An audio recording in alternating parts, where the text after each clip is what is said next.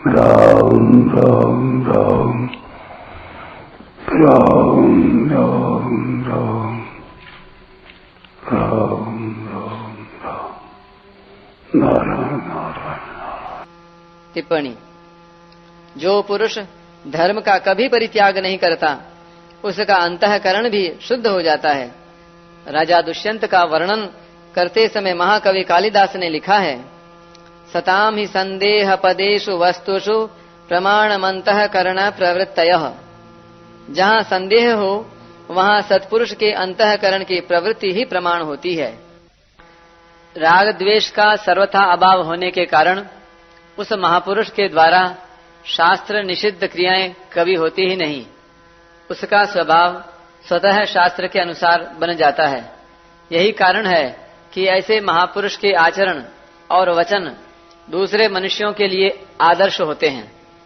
अतः उस महापुरुष के आचरणों और वचनों का अनुसरण करने से साधक के राग द्वेष भी मिट जाते हैं। कुछ लोग ऐसा मानते हैं कि राग द्वेष अंतःकरण के धर्म हैं, अतः इनको मिटाया नहीं जा सकता, पर यह बात युक्ति संगत नहीं दिखती। वास्तव में राग द्वेष अंतःकरण के आगंतुक विकार हैं, धर्म नहीं। यदि ये अंतःकरण के धर्म होते तो जिस समय अंतःकरण जागृत रहता है उस समय राग द्वेष भी रहते, अर्थात इनकी सदा ही प्रतीति होती। परंतु इनकी प्रतीति सदा न होकर कभी कभी ही होती है। साधन करने पर राग द्वेष उत्तरोत्तर कम होते हैं, यह साधकों का अनुभव है। कम होने वाली वस्तु मिटने वाली होती है। इससे भी सिद्ध होता है कि राग द्वेष अंतःकरण के धर्म नहीं है। भगवान ने राग द्वेष को मनोगत कहा है, कामान सर्वान पार्थ मनोगतान, अर्थात ये मन में आने वाले हैं, सदा रहने वाले नहीं। इसके अतिरिक्त भगवान ने राग द्वेष को विकार कहा है और प्रिय अप्रिय की प्राप्ति में चित्त के सदा सम रहने को साधन कहा है। यदि राग द्वेष अंतःकरण के धर्म होते तो यह समचित्तता रूप साधन बन ही नहीं सकता।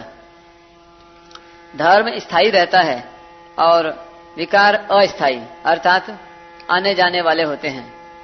राग द्वेष अंतःकरण में आने जाने वाले हैं, अतः इनको मिटाया जा सकता है। प्रकृति और पुरुष यानी जड़ और चेतन दोनों भिन्न भिन्न हैं। इन दोनों का विवेक स्वतः सिद्ध है।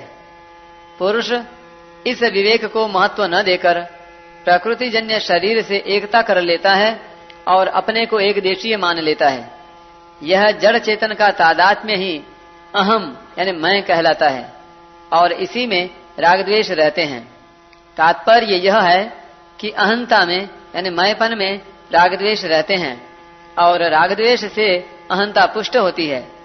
यही राग द्वेष बुद्धि में प्रतीत होते हैं, जिससे बुद्धि में सिद्धांत आदि को लेकर अपनी मान्यता प्रिय और दूसरों की मान्यता अप्रिय लगती है। फिर ये राग द्वेष मन में प्रतीत होते हैं, जिससे मन के अनुकूल बातें प्रिय और प्रतिकूल बातें अप्रिय लगती हैं। फिर यही राग द्वेष इंद्रियों में प्रतीत होते हैं, जिससे इंद्रियों के अनुकूल विषय प्रिय और प्रतिकूल विषय अप्रिय लगते हैं। यही राग द्वेष इंद्रियों के विषयों यानी शब्द, स्पर्श, रूप, रस और गंध में अपनी अनुकूल और प्रतिकूल भावना को लेकर प्रतीत होते हैं। अतः जड़ चेतन की ग्रंथि रूप अहंता यानी मैंपन के मिटने पर राग द्वेष का सर्वथा अभाव हो जाता है, क्योंकि अहंता पर ही राग द्वेष टिके हुए हैं। मैं सेवक हूँ, मैं जिज्ञासु हूँ, मैं भक्त हूँ, ये सेवक, जिज्ञासु और भक्त जिस मैं में रहते हैं उसी मैं में राग द्वेष भी रहते हैं। राग द्वेष न तो केवल जड़ में रहते हैं और न केवल चेतन में ही रहते हैं, प्रत्युत जड़ चेतन के माने हुए संबंध में रहते हैं। जड़ चेतन के माने हुए संबंध में रहते हुए भी ये राग द्वेष प्रधानतः जड़ में रहते हैं। जड़ चेतन के तादात्म्य में जड़ का आकर्षण जड़ अंश में ही होता है, पर तादात्म्य के कारण वह चेतन में दिखता है। जड़ का आकर्षण ही राग है। अतः जब साधक शरीर को यानी जड़ को ही अपना स्वरूप मान लेता है, तब उसे राग द्वेष को मिटाने में कठिनाई प्रतीत होती है।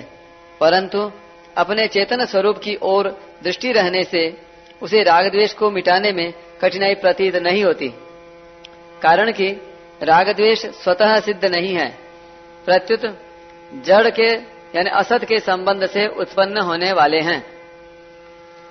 यदि सत्संग, भजन, ध्यान आदि में राग होगा तो संसार से द्वेष होगा, परंतु प्रेम होने पर संसार से द्वेष नहीं होगा।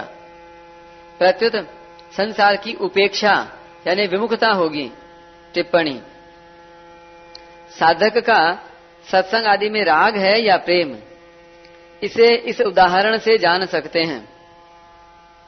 सत्संग, भजन, ध्यान आदि में कोई व्यक्ति बाधा पहुंचाए तो उस पर क्रोध आने से समझना चाहिए कि सत्संग आदि में राग है, और उस पर क्रोध ने आकर रोना आ जाए तो समझना चाहिए कि सत्संग आदि में प्रेम है, कारण कि अपने में लगन की यानी दृढ़ता की कमी होने से ही साधन में बाधा लगती है। इसलिए बाधा लगने पर अपने में लगन की कमी देखकर साधक को रोना आ जाता है। ऐसे ही दूसरे धर्म, संप्रदाय आदि के व्यक्ति हमें बुरे लगें तो समझना चाहिए कि अपने धर्म, संप्रदाय आदि में हमारा राग है। वास्तव में सत्संग, भजन, ध्यान आदि में राग होना भी उतना बुरा नहीं है, क्योंकि चाहे जैसे हो भगवान में लगना अच्छा ही है। तस्मात् केनाप्युपायेन मनः कृष्णे निवेशयेत्। संसार के किसी एक विषय में राग होने से दूसरे विषय में द्वेष होता है, पर भगवान में प्रेम होने से संसार से वैराग्य होता है, और वैराग्य होने पर संसार से सुख लेने की भावना समाप्त हो जाती है और संसार की स्वतः सेवा होती है। इससे शरीर, इंद्रियां, मन और बुद्धि के साथ अहम भी स्वतः संसार की सेवा में लग जाता है। परिणाम स्वरूप शरीर आदि के साथ साथ अहम से भी संबंध विच्छेद होने पर उसमें रहने वाले राग द्वेष सर्वथा नष्ट हो जाते हैं। मनुष्य की क्रियाएं स्वभाव अथवा सिद्धांत को लेकर होती हैं। केवल आध्यात्मिक उन्नति के लिए कर्म करना सिद्धांत को लेकर कर्म करना है। स्वभाव दो प्रकार का होता है, राग द्वेष रहित यानी शुद्ध और राग द्वेष युक्त यानी अशुद्ध। स्वभाव को मिटा तो नहीं सकते, पर उसे शुद्ध अर्थात राग द्वेष रहित अवश्य बना सकते हैं। जैसे गंगा गंगोत्री से निकलती है, गंगोत्री जितनी ऊंचाई पर है, अगर उतना अथवा उससे अधिक ऊंचा बांध बनाया जाए तो गंगा के प्रवाह को रोका जा सकता है, परंतु ऐसा करना सरल कार्य नहीं है। हाँ, गंगा में से नहरें निकालकर उसके प्रवाह को बदला जा सकता है। इसी प्रकार स्वाभाविक कर्मों के प्रवाह को मिटा तो नहीं सकते, पर उसको बदल सकते हैं, अर्थात उसको राग द्वेष रहित बना सकते हैं। यह गीता का मार्मिक सिद्धांत है। राग द्वेष को लेकर जो क्रियाएं होती हैं उनमें प्रवृत्ति और निवृत्ति उतनी बाधक नहीं है जितने कि राग द्वेष बाधक हैं।